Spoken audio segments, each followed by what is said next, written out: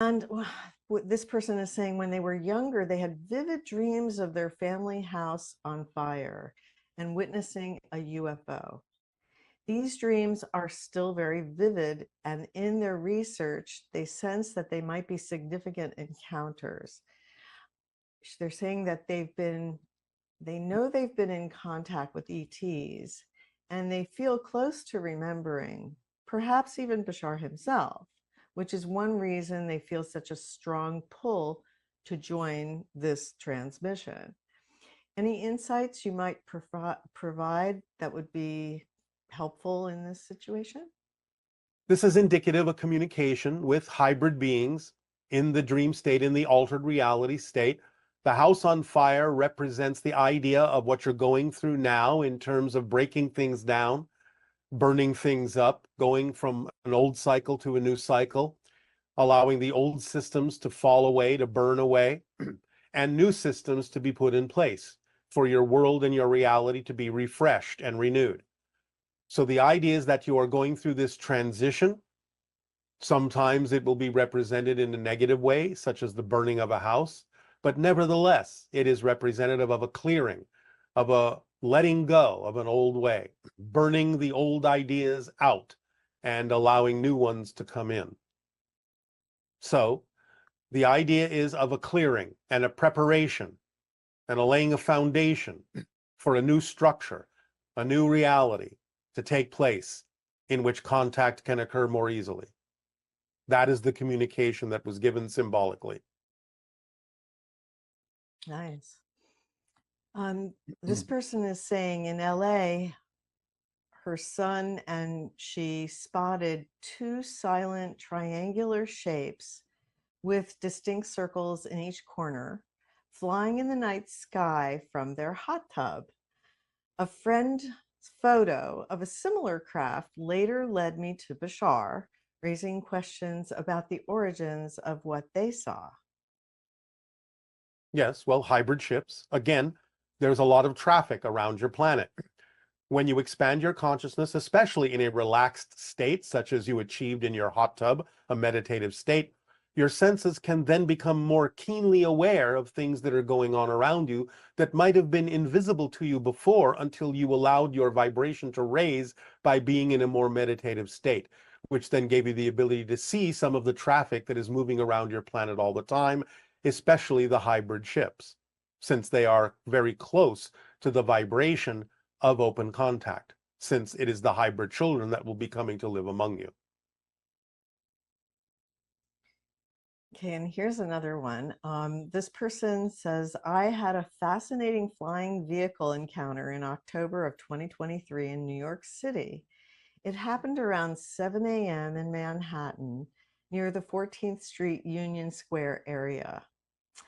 I was out grabbing a coffee before work when, upon crossing a street, I noticed out of the sheer corner of my eye an object flying rather unusually low in the open between the buildings. It appeared large, silent, at a distance. I noticed that it happened to be heading in the direction of my workplace right before it disappeared from view behind the buildings. A block away from my workplace, I decided to stop and see if I could get a good look at what it was. Well, lo and behold, I did, only this time it then hovered and stopped in the open space as if noticing me noticing it and stopping by to say hello. If what I perceived was in fact extraterrestrial, may you share with me who that pilot was that was piloting that ship and where they from and anything more you can tell me about that? It is a Yayel craft. They did notice that you were noticing them.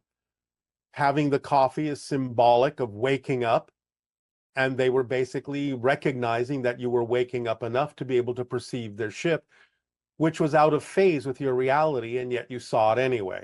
And so they noticed that. Their message, in a sense, was good morning. You are waking up. This person is saying, I'm a science fiction fantasy author, And I'm always wondered if the worlds and characters that run around in my head are as real as I am, or are they only real as this reality? I have a hard time defining the world as an illusion because to me, illusions are fake and fake is meaningless or a lie. Would it be safe to view the world as more malleable and less fixed than we humans currently view our experience of it? Yes.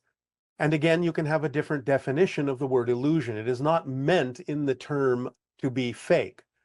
The idea is perhaps more auspiciously used as a projection of consciousness rather than illusion, if illusion doesn't work for you as a term.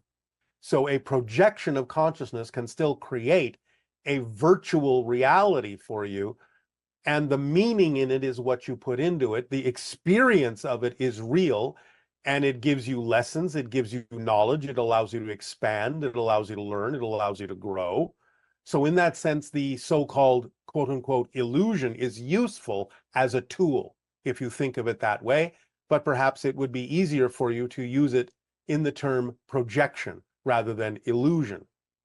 The idea is that the imaginings are real in their own right to some degree in a variety of ways. It doesn't mean they have to be as concrete as you find your reality to be, but many of them may be, or they may be very close representations of a quote unquote real solid physical reality. They may be slightly different than you imagine them to be, but they could be close.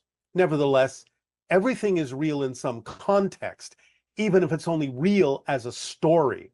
It's still real in some way, shape, or form, even if it's not literally played out physically in some parallel version of reality. So maybe one of the ways to relate to this is the idea that since it's a projection of consciousness, it's more malleable Yes, and it has more plasticity than we were originally taught. yes, And similarly, whatever you experience is relevant to what you need to experience. So it, in a way, it doesn't matter if it's quote unquote real or not.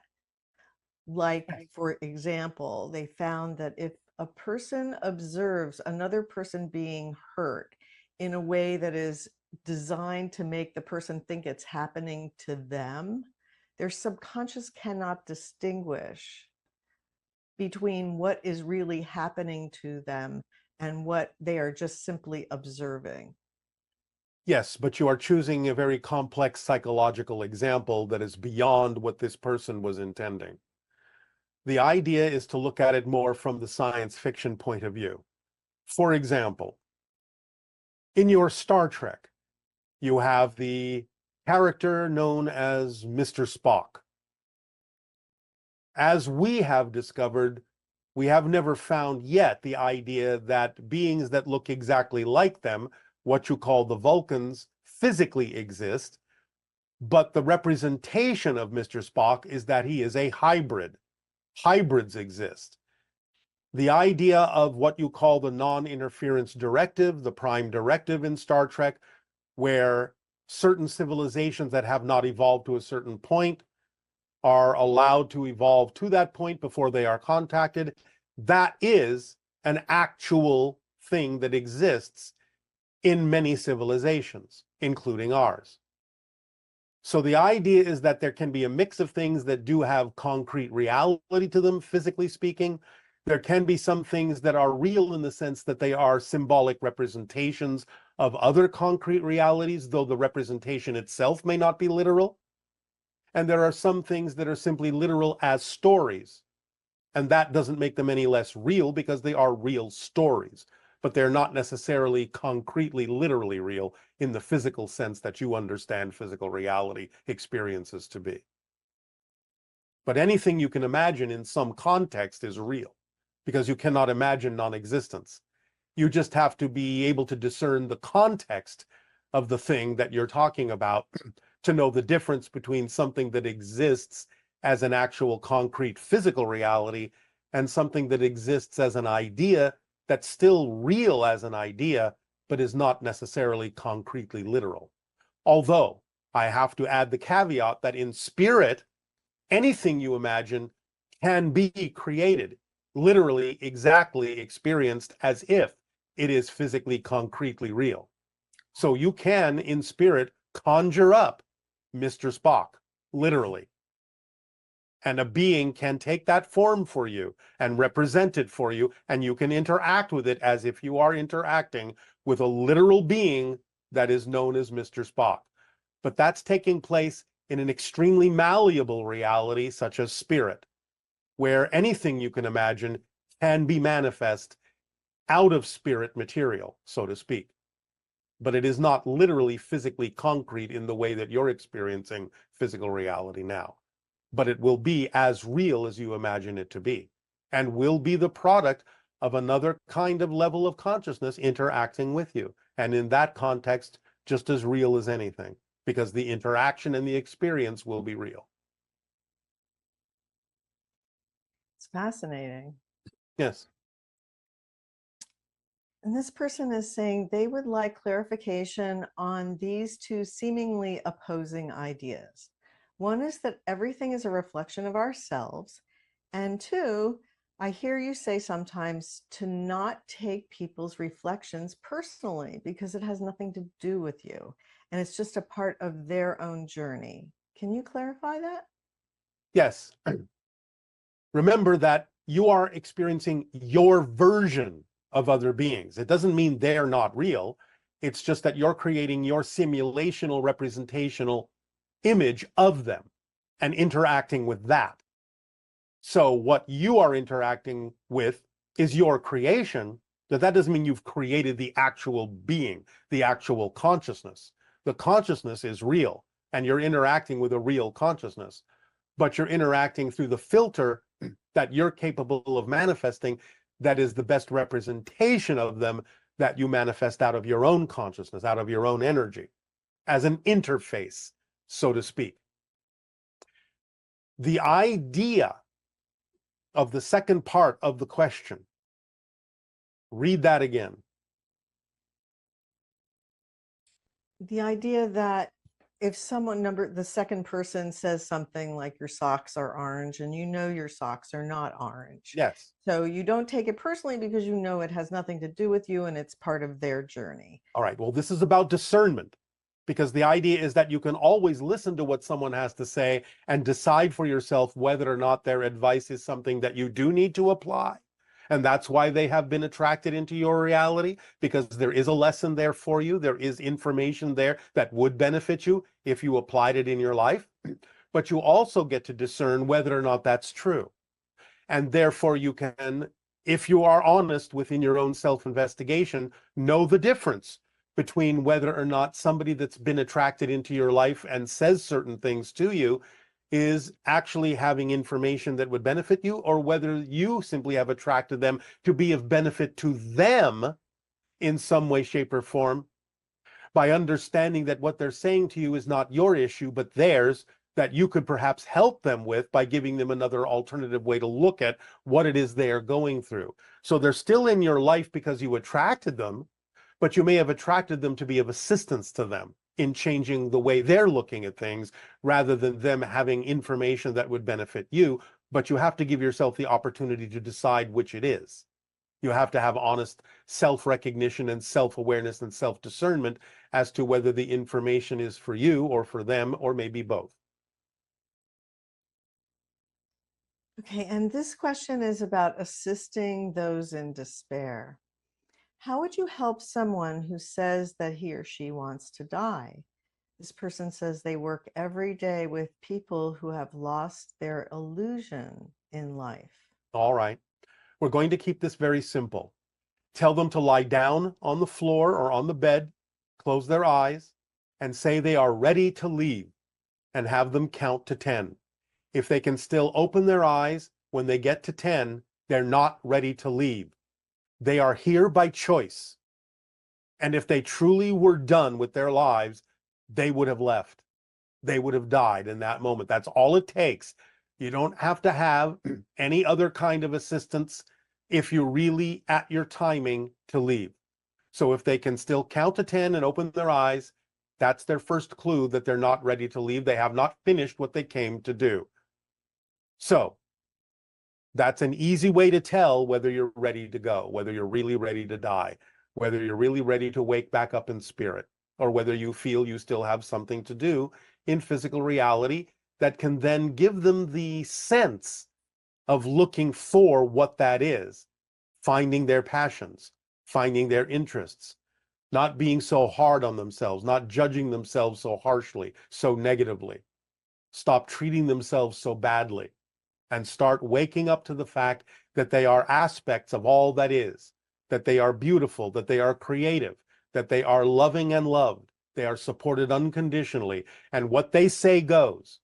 So if they want to buy into all sorts of negativity, the unconditional nature of existence will support them in that negativity because it is unconditional. And you can teach them that since it is unconditional, so unconditional that it is even willing to support them in their negativity, there is no reason it wouldn't support them in their positivity as well. And they can decide to choose more positive ways of looking at things, more positive definitions, and those will be supported just as strongly by existence as the negative ideas they held to be true were supported as well. It's up to them. But first and foremost, you can show them that they're not ready to leave, because if they really were at the end of their lives, it would be as simple as lying down, saying you're ready to go, counting to 10, and you'd be gone. Fascinating. Can you comment on, I know people sometimes are concerned about how they're going to die. And then there seem to be some people who are lucky enough to just pass away in their sleep, Why you is know? that lucky? Yeah. Okay. So can you explain Remember, that more? it's all about choice, and it's all about a learning experience, and it's all about what you believe to be true. So regardless of how the death occurs, it's going to be the result of something you believe to be true. It doesn't mean that you necessarily would have preferred it that way, but remember that once you have died and the soul is looking back on the experience, it will have the realization of why it occurred that way because of the belief systems of the physical part of its being. And therefore, it will learn a lesson from that, that it didn't necessarily have to choose that, or that it did choose it for very specific reasons that may have more to do with others around it than itself. So it's going to be on a case-by-case basis.